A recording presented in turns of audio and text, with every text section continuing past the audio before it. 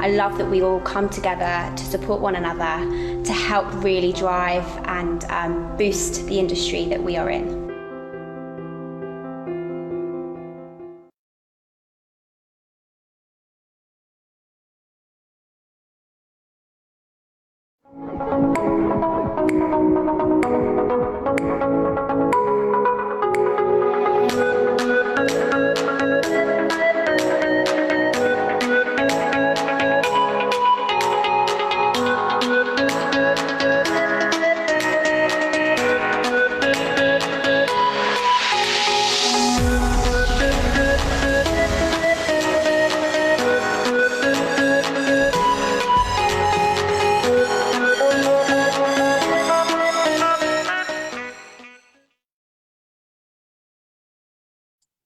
Good morning, everybody, and thank you for joining us today. My name is Emma Barron. I'm the Deputy General Manager for Professional Beauty in Dubai, and I'm really pleased to announce that Fady is here and we'll be doing a presentation on Beauty Businesses SOS, how to get your business back up and running as a result of COVID-19.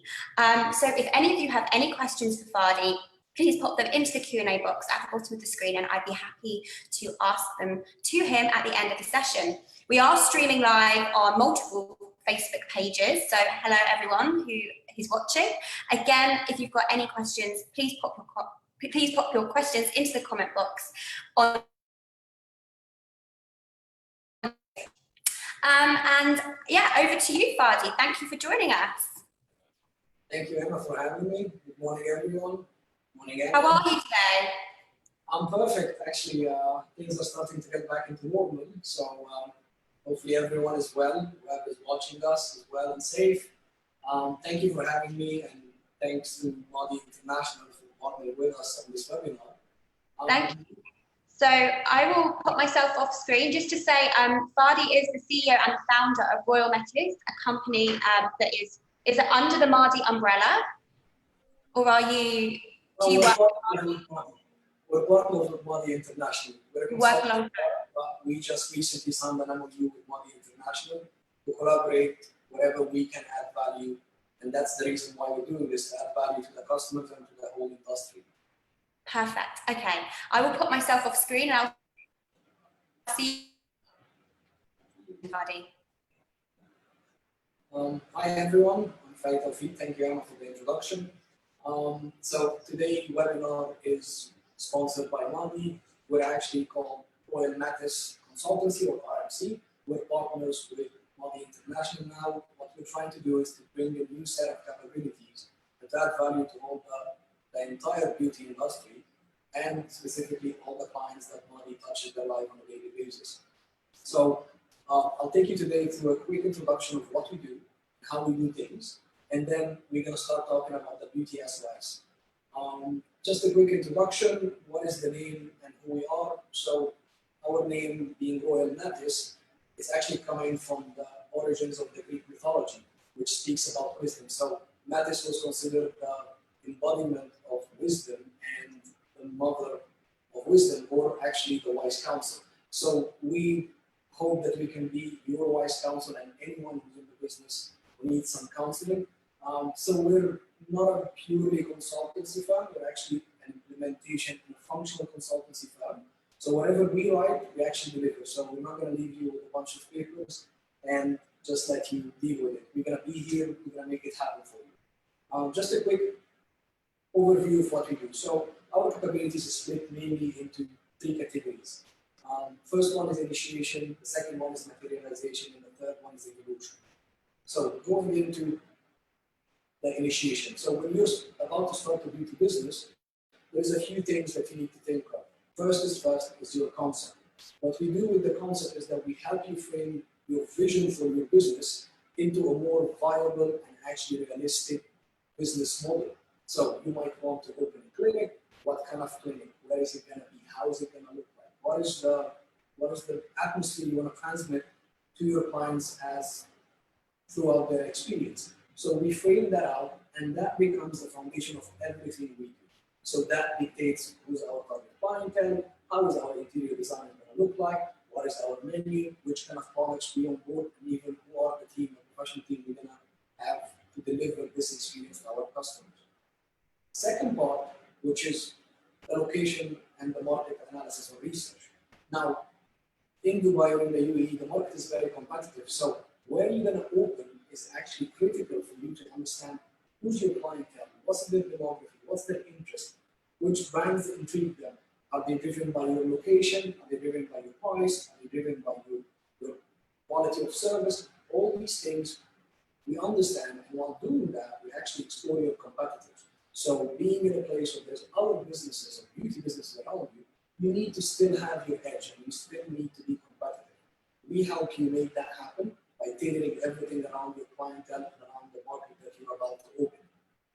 Now, the third part, which we know that it is crucial, which is the financial aspect of things. Unfortunately, we sometimes overlook it. We know that the business is very lucrative. Eventually, it's going to be a profitable business. But what to expect?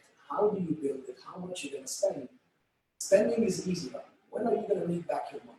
And that's where we give you a little bit of a clarity into the future and try to tell you, like, in 6 months, in 12 months, realistically, of course, we all hope to make back our money in less than 6 months, but that's not the reality. Aside from that, we extract from this financial model a little bit of more operational budget. So what we try to do is to give you some guidelines or some KPIs for your operation. So when you're about to work, every month you need to have minimal expectation. You don't have high month and then low month and you don't know what's happening. You need to have a minimum to cover your rent, your salaries, your products. So we make sure that these numbers, first of all, are realistic. Second, are achievable. Third, you know and you're aware of how to track your progression into the operation of your business. So it's not a very boring, big financial report. It's a little bit more than that. Now, moving into the second phase, which is the materialization. So now we have the idea, you know it's feasible or not feasible, you know the market that you're operating in. Now, let's bring it into reality. So the first thing is your branding and marketing. And this has a lot of elements. So you have your brand physique, your logo, your colors, your brand guidelines. And then you have what I call the most important core of your business, your values, your mission. What are you delivering on a continuous basis? What are you promising to your client? What are you shouting at them? How you keep this relationship with the client is all about where is your brand stand out. We frame that out and we bring it into reality. Logo, collaterals, even website, initial design. We don't build the website, but we give the guidelines of what it needs to incorporate within it to match whatever you're broadcasting continuously to your clients. Now, the second part, which I think is one of the most exciting ones, is the interior and architectural design. It may seem very straightforward. You probably saw it on Pinterest, or you saw some salons or clinics or beauty businesses you went to and you love them. But in reality, to bring it into fruition, it's different. It has a lot of guidelines and it has a lot of actually flows of the clients, the government regulations and how you deal with them. We build the entire architectural design for you. So you don't need to depend on your contractor to do that. You don't need to get a different consultant.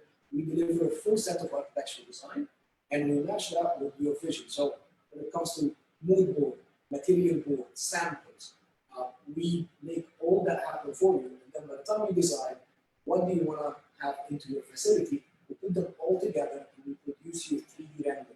It's the closest realistic aspect of whatever you're going to see once your facility is open.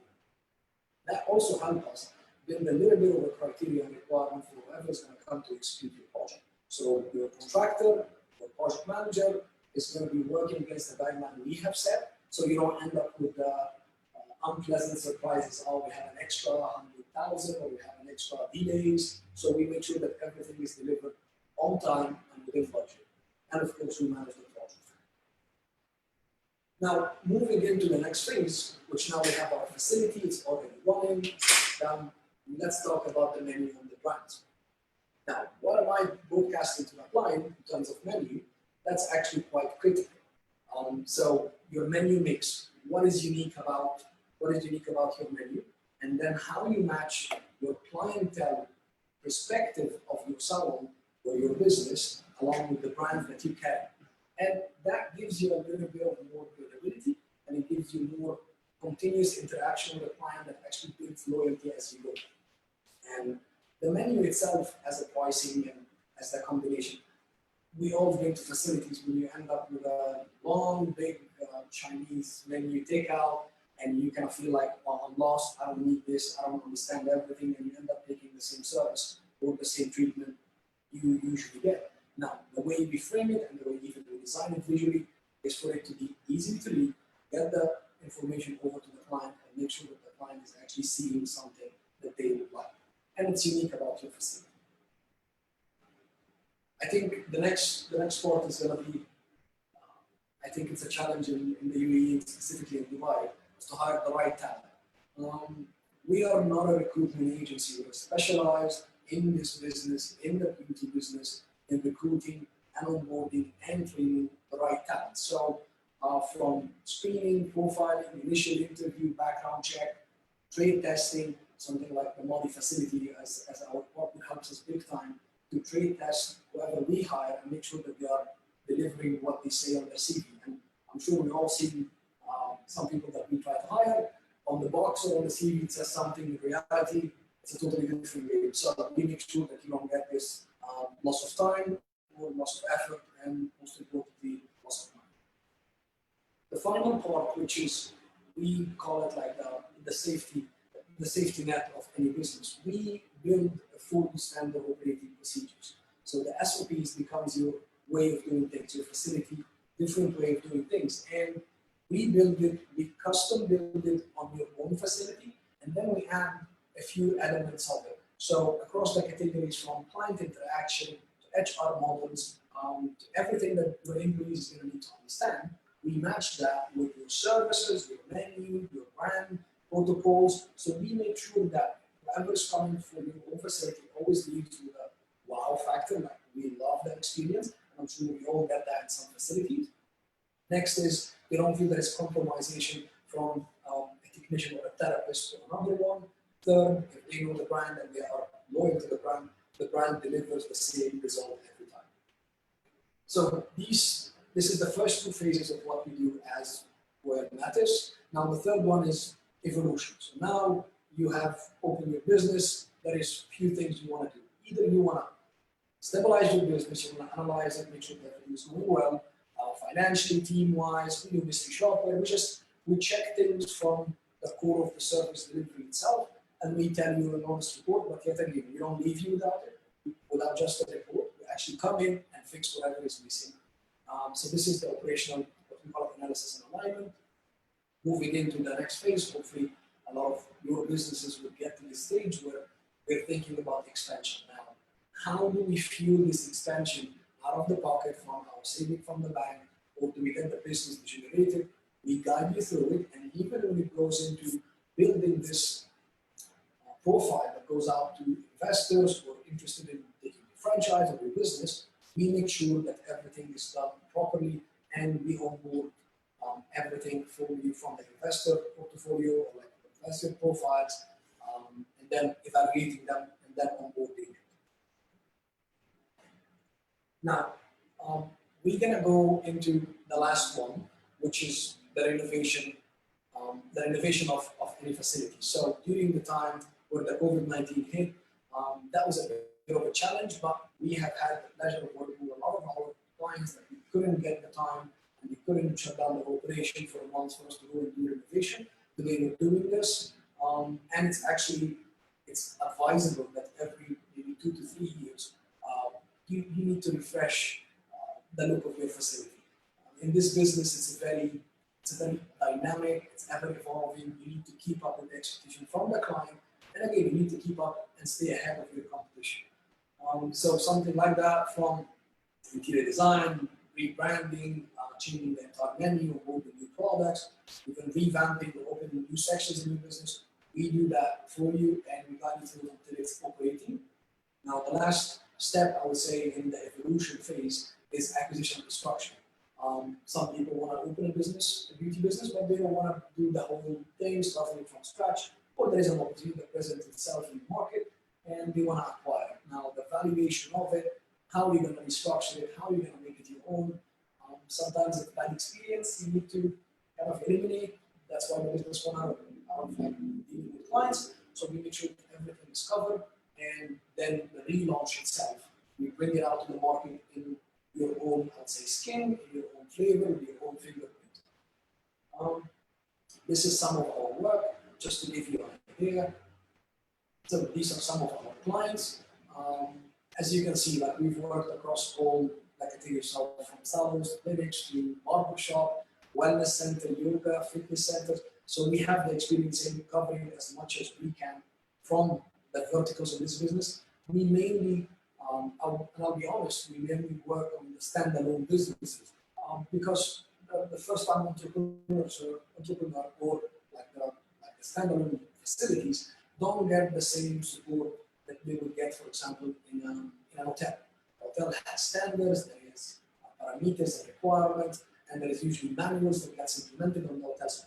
We don't go there. The thing is, we need to focus on the standalone ones because they are mainly investors, like individual investors, and we need to support them as much as we can. For the last 5 years, we've been doing this, and we've been successful turning around, selling, revamping, relaunching, opening franchises in the UAE. This is across all the Emirates. We actually did a few projects in the GCC, but not as big as and not as be proud of more than the UAE, of course. Now, let's go into the beauty business SOS.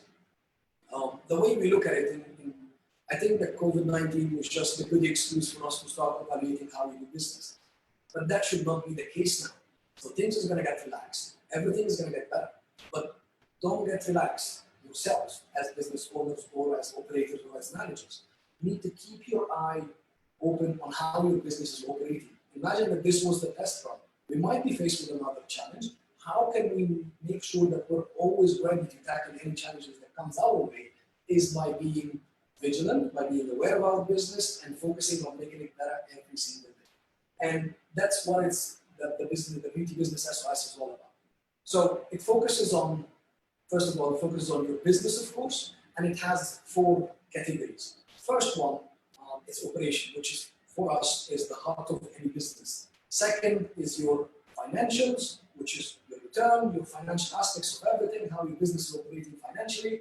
And then third, you have your human resources, your team, which is kind of like your most important asset. And then the last one is your branding and marketing. So this is the beauty business SOS, the main categories of focus. Now, going into them, I'll take you through how we do it very systematically. I hope I can intrigue you enough to ask some questions. I'm going to leave some open-ended questions. Please share with me your experience. Maybe I can give you something right now that helps you fix it as we go. If you're already in business, if you're not in business, we're still slowly opening, maybe we can guide you through it. So moving into the first one, which is, again, your operations. You need to optimize your operation, but then how are you going to do that? There is a few things that you need to focus on. First is your menu. Your service menu is the first thing you need to go to and rely on. For example, during the COVID-19, there was a partial opening. We had different, some categories of businesses were allowed to do some certain services, not the whole thing. Now, how can you make sure that this fits the market needs? You need to compact it, make it very much onto the point, very much onto the customer need. And make sure that the mix is not, that we all know there's a lot of services in every facilities that gets asked for like maybe once a year. If it's not necessarily, look at the revenues from it, look at how much effort you do, and we're going to get to this into the financials. How much burden do you carry to deliver one service at a time? Bear in mind, every client is important. I'm not taking away anything of it. But at the end of the day, the cost versus the revenue need to be something that we focus on as business owners or operators. Now, the second thing is re-engineer your menu continuously. And when I say re-engineer, don't fall into the discount trap. It's like everything is like I'm going to give 25% discount, 30% discount. First of all, the client after a while realizes that this is not a special thing. You're doing this with everyone. So they start losing interest, maybe lose even their loyalty. Second, you might be compromising on your profit margins. You're actually not compromising on the cost margin because if the suppliers are giving you the same price on your products, you're not making any money. You're actually giving away from your profit. This is something that working with Modi International as our partners, we have seen Modi International changing the payment terms, giving better facilities, giving even support to some of our clients and putting that stocks and then coming and clicking back in 30 and 60 days. And that helps the business to get back on its track. Now, one other element that we always focus on, I don't know about you, but in every beauty facility, the retail is crucial. It should, as per the books, it should constitute between 25 to 30% of your revenue. In reality, it constitutes less than 10%. Some facilities are brilliant in selling retail, but I'm not sure how long it took them to perfect this equation. Now, there is ways of doing this. One of the things is, as I said, you rely on your supplier, you work with your supplier. Something like Money International during this period, were initiating this facility for its businesses or its clients, is that your end user, your end service receiver wants to get the retail, your salons or your beauty business is shut down, we will deliver it for you, and then we will, like, you'll get the money back in your bank. So that's what I'm trying to say, is that there is a lot of ways you can work with your supplier, leverage their strength to make sure that we both survive. At the end of the day, you as a business surviving is good for everyone involved in this cycle of supply chain.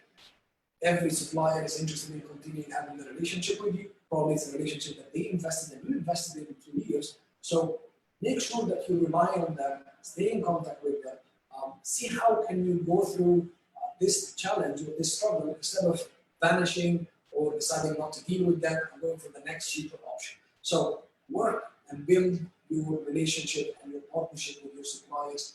That usually kind of takes over your operation. So you're having a more compact menu, you know the products that you're delivering, you're selling retail on the back of it, and you're making sure that you're paying on time, you're getting preferred payment terms. This is how you optimize your operation. Now, this is the first part of the beauty business SOS. Now, moving into the second one, which is, I would say, the financial aspect of things. It's all about control. How can you manage your expenses? And again, there's a few things that we said in the beginning, what we do, for example, in the feasibility study, which is your operational budget. I would love to hear that everyone has an operational budget, even if it doesn't hit on target every month, but you have something like a clear roadmap of where you should stand and how far are you progressing or falling behind, so you know how to change and put new strategies in place. So operational budget is all about how much am I spending, what is my overhead, what are the things that I'm going to spend any given month. I'm in business, I'm in no business, I have clients, I don't have clients, it's summer, it's Ramadan.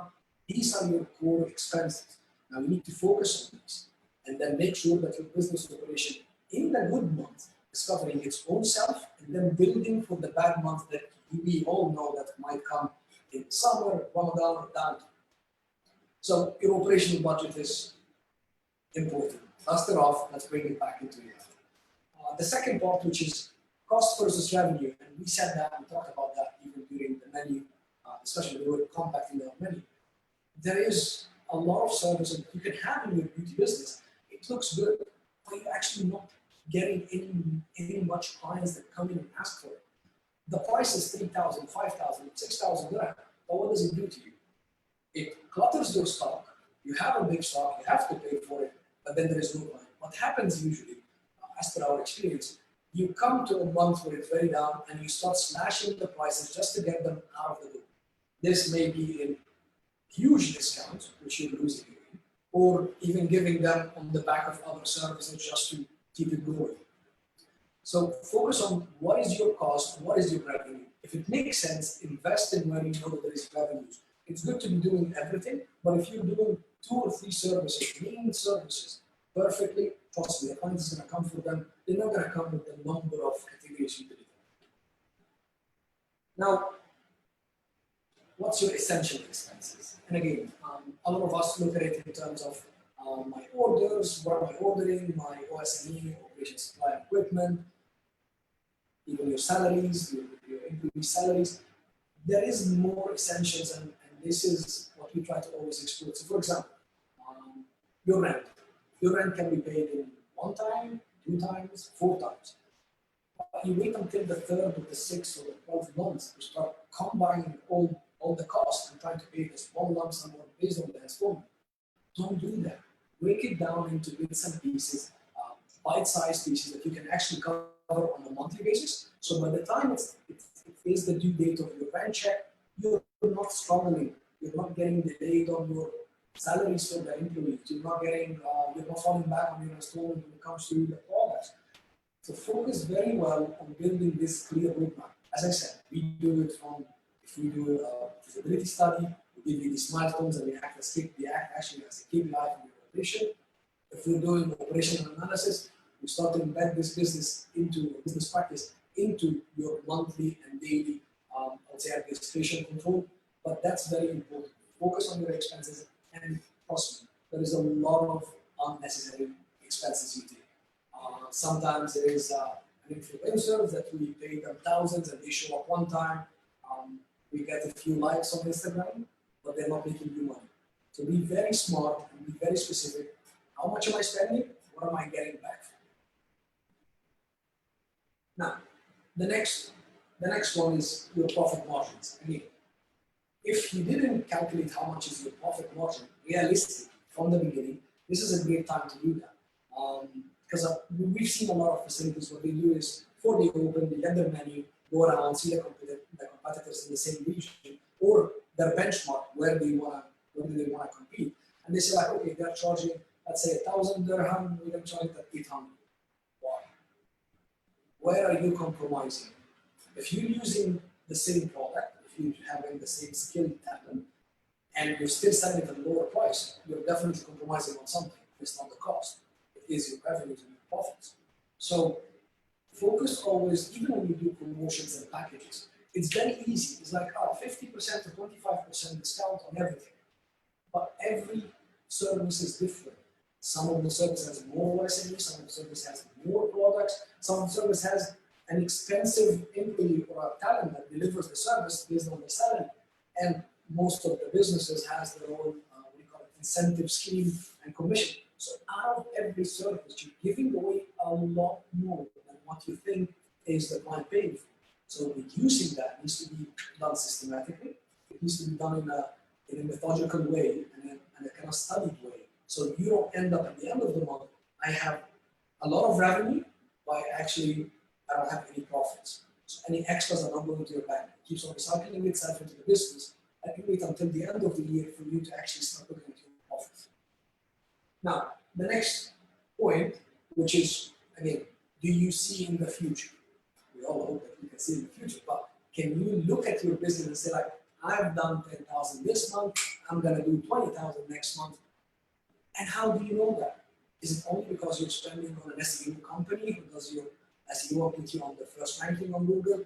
Are you doing ads on Google? Are you doing ads on Instagram or Facebook? Where do you see the business coming? If you don't accurately and clearly start forecasting, where am I?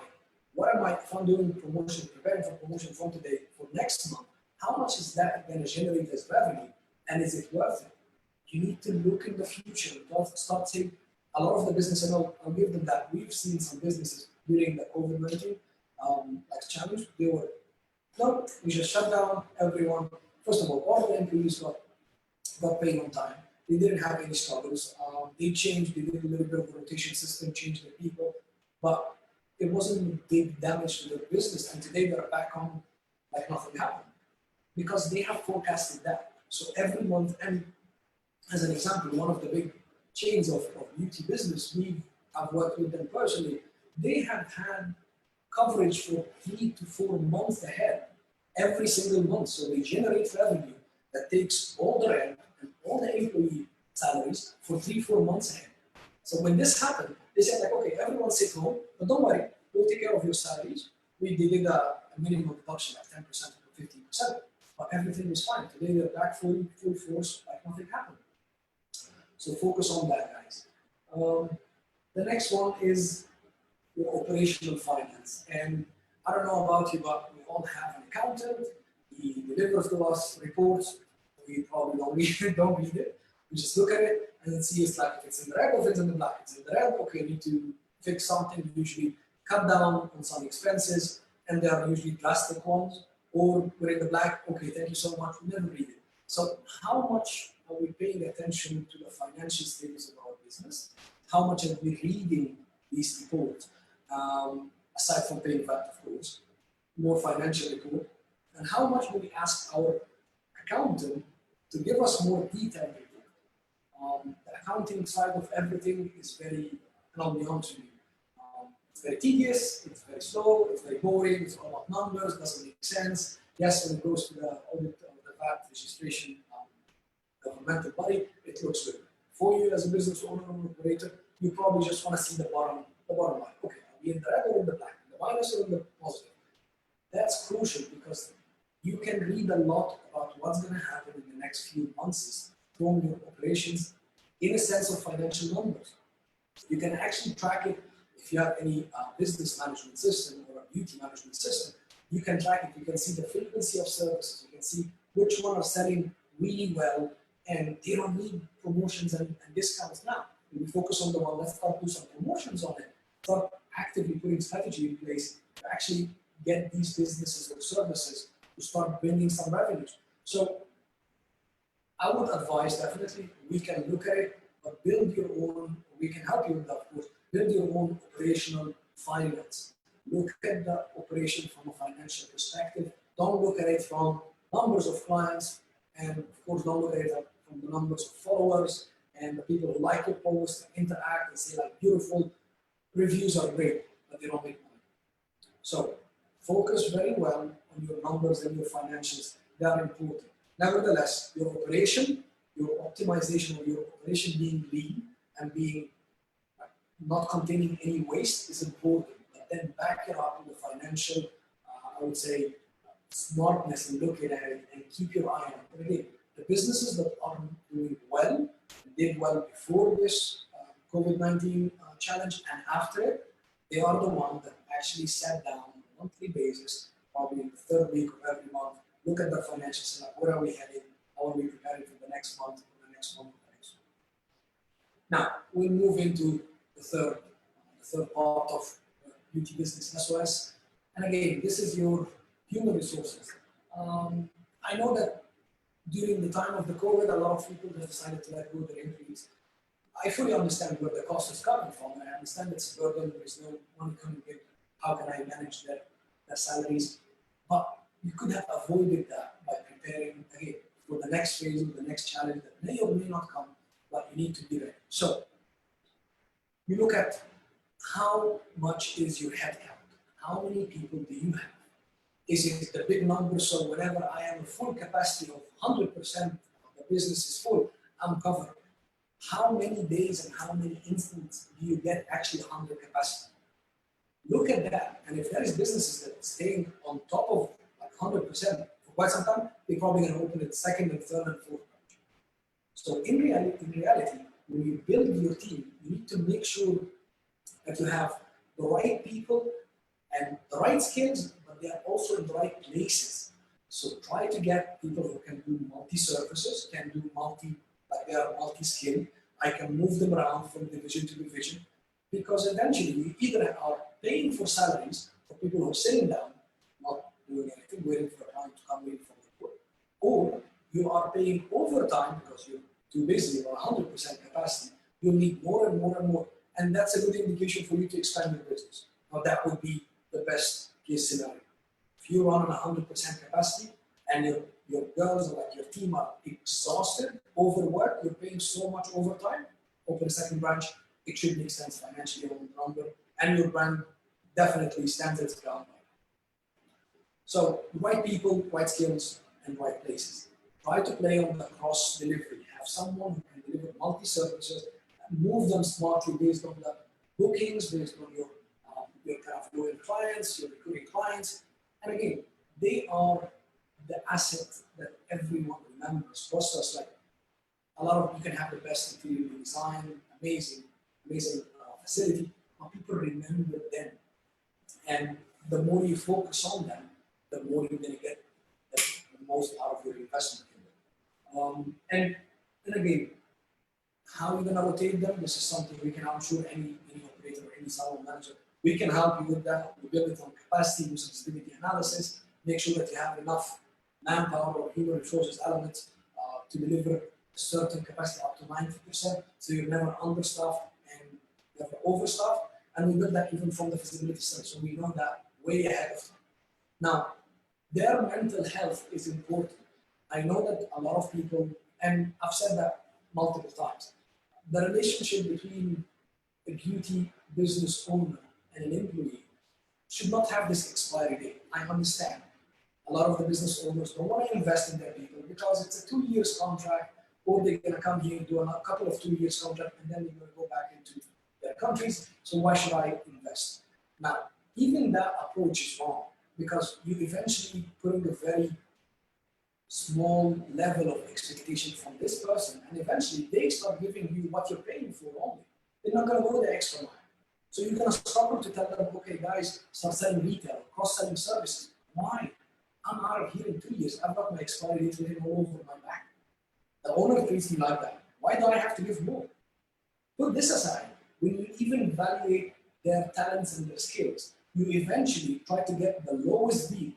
It doesn't work for your own benefit because you're squeezing someone who's probably talented to do whatever they know. You've seen them do it, or you know them from a salon, or you know them from another business, and you want to get them for a cheaper price. What you're doing is that you're putting so much pressure on them. Eventually, who's going to get the effect is your client. Because the client sees this, first of all, one of your team complaining all the time. Looks like she's been crying or on the verge of crying all the time. Gossiping and talking with everyone. You cannot bring any decent brand reputation if you have your team are exhausted and tired and actually feel like we're being used. I cannot wait until I get out. And that, I'm sure a lot of the business owner can relate to this. You hire someone, you think you get the best deal, you get the best salary, but 2 months down the line, they get a better offer, they move out. And you've lost probably doing the visa costs, spending on them, doing training, doing SOP training. That's where you need to look at them as more of an investment. Trust us, we've seen people who stayed here for 10 years and 12 years. You can get the most out of people if you trust them enough. First of all, elevate their skills. Get them to attend more trainings. Talk to them. Have this kind of practice, like, you know what, bro, like, look, guys, like, let's meet up, let's have a chat, let's talk about your problem. Try to reach beyond the number in your HR folder as one of your employees, because if you know who's this person, you might actually discover they have a lot of experience that you're not even using. So we need to focus a little bit with our people, make sure that they are actually in a place that can deliver the experience that we've invested in and we keep on investing in to eventually translate it to the client. So just focus on them as much as you can. And sometimes, of course, the incentive system, give them rewards, that's financial rewards. Some of them might have personal issues, and instead of waiting until they come to you and say, like, I need an advance payment, I need a loan, I need to go back home for a month, try to preempt all these problems before they happen. Invest in them, invest your time with them. Now, the last thing again, it's all about what's the experience that you translate to your client. You might think you're dealing with employees, but eventually you're actually treating your customers in the way you deal with your team. Now, the last part of the beauty business SOS is your branding and marketing. And a lot of us, once we start the business, things are going well, we're doing okay, and we start focusing in the wrong, or let's say in the wrong direction. And that's what we try to always remember. Go back to basic. Who are you and what you stand for? What is your values? What did you envision when you were in the concept stage and you were doing everything and you were getting this business up and running? What did you want to translate to the client? What do you want them to walk out and always remember? It can be your prices, it can be your team, it can be the experience, being very professional. It can make sure that you always remember these values. Fall back into them. They are your strength, your stronghold. They're always going to carry you through. But sometimes we forget because we say, like, everyone is happy. I have 2, 3 clients who are upset. Who cares? Give them a free service and get them out. Fall back into your values. What do you stand for? And make sure that your team and everyone in your business remembers that. So it's sometimes hard to do, but we always advise, like, going back to basics is the best way of getting value out of your business as you grow and as you go ahead. Now, the next, which is I think a lot of people focus on, which is your marketing. Um, what is marketing in our beauty industry at the moment? Is it doing the social media, doing the Instagram, having the Facebook, getting the Snapchats? That's good. But that doesn't actually, first of all, doesn't make you money. Probably cost you. Number three, which is the most important, is that that's not strategy. So when COVID-19 happened, a lot of people went out of business because our marketing was all about nothing. I was just waking up telling people like, look at my beautiful facility. That's not marketing, that's not a strategy. It's good to get the, like the thumbs up and we love it and getting all, but that's not a strategy that should sustain your business. If it doesn't have a return on investment, an ROI, you shouldn't be doing it. It might be your target. If your target is to reach 1 million followers in the next 6 months and you reach them, okay, milestone hit, what's next? Start thinking ahead. Start planning of why am I doing and how much am I doing? How much am I actually getting value out of it? And I'm sure that all as business owners, sometimes, and even operators, sometimes 2,000 dirham, 3,000 dirham, 2,000 dirham, 5,000 dirham, you don't feel that. You don't feel the drainage, but then you realize at the end of the year, I've spent 100,000, but what do I have to show it for? Nothing. Yes, I have followers. Yes, I put a post that gets a million likes. But then what? The other tactics which I go against, unless it's done properly, which is put pictures of your menus, your promotion, discount, shouting. If that's your marketing strategy, from a sense of like, that's my stronghold. That's what I'm pushing out to the client continuously. Good job, you're doing well, you're definitely going to get the benefit of it if you've done your homework or calculating how much things cost you. Perfect. But don't do it ad hoc. Don't be walking into the direction of like, I'm all about spas and well-beings, and all of a sudden it's like, bang, 50% discount, buy two, get three free. You cannot switch that drastically because the client will be like, who am I speaking? What happened? Eventually they're going to know that you have a problem. You don't want your client to eventually know that you're struggling. You still want to stand up because any challenge or any difficult time is going to pass. You still want to keep, whatever you've invested in as your brand identity and your brand equity, you want it to stand. So be very clear, what is my strategy? What am I talking to the client? How much am I changing my messages? Am I confusing them? Or I'm continuously solidifying my image with my client and making sure that they're always working with me. Now, the next point, which is, again, how far do you keep them engaged? I love it when I see, some of the facilities or the beauty businesses, they ask their clients at the end of every service, what do you want to see the next time? How was your experience? How was this technician? How was this therapist? But why don't you reach out before you go into transition? Reach out and start asking, like, okay, what do you want to see? Do you want to do a competition? Let's win something. Then once you have a little bit of a direction of where your client's mindset is falling, start playing with them. Start getting them engaged. Share your experience. Get a reward. The reward can be your loyalty membership points. It can be a free. It can be a day pass, whatever you want. But make sure that your clients are not only scrolling through Instagram and Facebook saying, like, amazing, thank you. That doesn't make you any profits. This is not a return on investment. It's good in our business, but actually it doesn't pay us. So we need something that actually gets the client to be engaged and eventually get a pulse of the client. Where are the clients are going? Where do they want to see us evolving next? Learn from the client because eventually these are the people who are going to keep on coming back to you.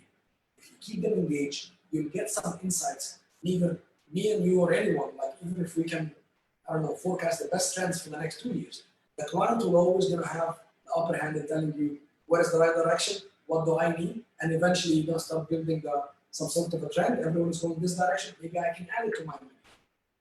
So again, engage your client, engage with them. Now the next one, again, if your strategy, I said that earlier, but if your strategy is all about promotions and discounts, you might be doing yourself a great favor, but trust me, you're gonna have to stay in this bracket all the time. Because if I walk in and I say 100% price tag, do I have promotions? And I'm sure there is a lot of businesses, retail or home furniture or whatever, you walk in and it's like, you know they're expensive, but eventually you just walk in and it's like, you have any promotion? Are you running any promotion at the moment? If that's your target, fine, go for it. It's definitely going to sustain. But do not, hopefully your profit margins are fixed and your cost margins are also like taken care of. You're going to get the same client. You're not going to get the client who's looking for quality. You're always going to get the bargain, the deal hunters. Fair enough. Just make sure that if you have this direction, stay with it. If you're going in it just as a safety net or like a life raft, just to take it, that's going to damage and impact you way beyond the promotion. Because the clients are going to be like, why am I paying full price? Last time I paid half of that. So make sure that it's not all about promotions and discounts. There's a lot of ways you can actually do different activities. You know, loyalty memberships, system, they always work, the points, getting discounted, services during your birthday, anniversary, your anniversary of the same facility. There is a lot of activities. We can help you with that too, but you need to have a clear direction. If you don't have the direction, we're more than happy to help you. But eventually, make sure that whatever you do is building towards a better business in the future, more than just collecting money and I'm filling my pocket and at the end of the month it's minus 100,000 and I've lost.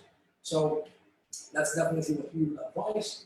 Now, just a couple of last things. So how do you retain your clients? How you keep them? Again, keeping your client is a harder job than actually gaining the client. Once the client comes in, you did something right? You did a great experience, great price, great product, did well. Now, their expectation is higher than before coming into your facility. Now, how to live up to this? You need to make sure that you are always evolving, you're always staying on top of your services and your experience. But then the best one, and that's what we always stress, is giving back. You need to give back something. Whatever it may be, points, free services, get them to test product, take some retail. If you can give them back something, trust me, you're building a lifetime of a client. Your customer, even if you change, even if you go anywhere, will move ahead with you. So make sure that you give something back. And this is one of the reasons why we actually found synergy, an amazing synergy with Mali International, because where we stand as a company is all about adding value to our client and bringing our kind of collective wisdom into it. That's one. And when we decided to do this beauty business SOS, Mali International thought like it would be a good thing to actually, as we promised, give back. Let's give something back. And the way we see it, we have to do our own to help you grow as a business. Sponsored by Mali, and this is actually something that Mali International took over its own shoulders and the financial burden of it. Anyone who's watching this webinar can reach out to us. You get a free consultancy session. This is sponsored by Mali International, and this is paid for by Mali International. But it's your right to be, if you see anything throughout this whole presentation that would add value, or you want to even have a quick coffee, just have some questions, please feel free. All what you need to mention is like, I've attended the Professional Beauty GCC webinar, and I would like to claim my free consultancy session. And below is our contacts. This is our contacts, and I'm going to share that with Emma, of course, and Professional Beauty. So please allow us the privilege and the delight to actually try to help you. Test us, try us, see what we can bring as a value, and for that time, that's our give back to you. Thank you, Fady. And we do have some questions. The audio wasn't 100%, so what I'd suggest is, if you don't mind sending me your presentation, we can then send that to everyone that's attended the session today so that they can see it a bit more clearly. But we do have a few questions. If we've got time, we have a little bit of time. Is now the right time to start a new beauty business? I would say yes, because, and I'll be honest with you, we have 2 or 3 projects that actually started in the midst of this challenge. As a business in general, it's a lucrative one, it's a necessity, everyone's going to have to do it. That's one. Second, rents are lower, payment terms is much more relaxed, so there is no burden. So the RERA index shows a lot of areas, based on your location, of course, there's a lot of areas that has dropped. And I'm sure, and even most of the brands, something like Mali International and other suppliers, they're all giving like preferential payment terms and conditions. And again, out of everything bad, something good comes out. So the market now is flooded with great talent that has been let go of their jobs. So yes, yes, yes, all the way. Okay, amazing. In terms of branding within, I mean, with Dubai being such a saturated market when it comes to hair and beauty salons, what would be the one USP or piece of advice you could give to a new salon that's about to open up that will really make them stand out from the rest? I would say try to keep an eye open outside the UAE or outside Dubai. So the market is very saturated because the trend builds and then everyone goes on the same trend. So try to look out and find the uniqueness. It doesn't like do your market research and the gap analysis very well. Try to find an area where there is a gap and find someone who does it better somewhere else. Bring it in and make it your own. And that's so there's two aspects of it. Get something unique and make sure that it's your own. Don't copy paste concepts. Everyone travels, everyone goes around. If someone goes to Europe and sees the concept and come here, and the automatics like it's a copy paste, try to add your personal flavor to it, but make sure that there is a need for it. Don't open a traditional, as you said, hair salon and nail salon. Don't go there. Just make sure that it's unique. Design, services, team, concept, but always be unique. Okay, fab. What would you say are the three main priorities for any business to survive the current pandemic at the moment? Can you repeat again, Emma? Sorry? What would you say are the three main priorities for any business to survive the current pandemic? Again, your team, that's number one. You need to focus on them. Don't let go very easily. People you've invested years and efforts and they're kind of a family. So your team is priority number one. Make sure that they're engaged, keep them busy, even if they're staying home. That's one. Second, your partners, your suppliers, they are something that you need to stay in touch with, talk with. Don't vanish. They are all feeling the pressure. You're feeling the pressure. They'll back you up if you look at this as a partnership. And number three, and I would say the two is all based on the financials. Focus on your financial. Go back into the drawing board. Start looking at your financial. What is not necessarily, take it out. But don't do it like, not like a slash hammer. Just be very systematic and methodical in how you approach it. But team, suppliers, financials. Okay. Someone has asked here whether you think it's a good idea to sell a business or should you wait? I didn't hear. Can I hear it again? Sorry. It's all right. Is it a good idea to sell my business or should I wait? See, if you do a proper valuation like study, and this is something we as an RMC or a Royal Metis, we do. If you do a proper valuation and it's a solid document that can actually go out to the investor, you're not going to diminish the value of your business. That's one. Second, are you really selling because there is no money coming in, or you're selling because you're relocating, or like if there is no hope, then sell. But don't expect to make huge profits. Expect it to become more of a, you know what I mean? Like you'll make a little bit of what you have invested, but not necessarily going to make all your money. If it's based on necessity, go for it, but be very, very clear about what you're pushing out, because investors and the people who are hunting a deal can sense it. So if it's a solid document with the proper financials in it, proper like brand equity, valuation, if you have to, go for it. If you can wait and let's say you can adjust a few things and maybe you think there is a hope for it to bounce back, please do keep it. Eventually, we would love to be here if anyone needs an advice. They can come sit down with us to look at everything and we'll give them our honest opinion if they have to sell or keep and sometimes it's a few adjustments and things get back into normal. All right, final question. Is there a legal way of subleasing part of a salon to somebody else? There is ways. I'm not sure about the legality of it. So there is, I believe, even in the UK, you know, like hairdressers can rent a hair chair and they just come as stylists. They do, like, you know, a few hours every month. But in Dubai, there is no legal ground for it. There's no subleasing. There is other ways. I mean, like we have a division which is the PRO division. We can help with that. I've studied law myself, so I know there's a bit of legalities we can help, and as per the experience with DD and you know, municipality and everything, there is ways. License frames, you can do a sub-license, and that becomes a partnership. While safeguarding, of course, the integrity of the business legal-wise. But straightforward leasing, like with internal leasing, I own a place and I lease it for you. No, there is no legal contract, binding contract legally that actually takes place. Okay, fantastic. Thank you, Fady, so much for a really insightful presentation. And thank you everyone for joining us today. Apologies for the audio issues, but like I said, I will get the presentation over to you. This is unfortunately the new norm when it comes to technology.